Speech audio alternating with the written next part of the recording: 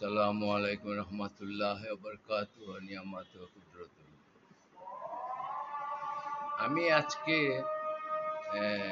TSC Shahbag গিয়েছিলাম, মধুর canteen.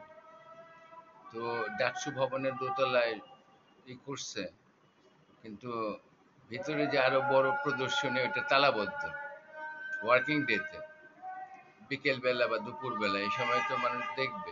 আচ্ছা, যাই হোক, ওই যে ইনুইচা, চুপ্পু, তিন বাহিনীর প্রধান, এরা মিলেই তো সরকার।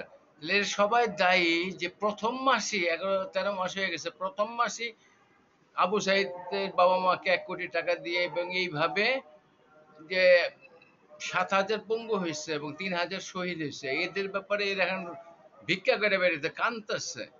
হ্যাঁ, তাহলে যাদের জন্য তুমি নিচ্ছে, যাদের জন্য তুমি চুপ, আর তোমার তিন বাহিনী, ইউ মাস্ট গো 50% দিয়ে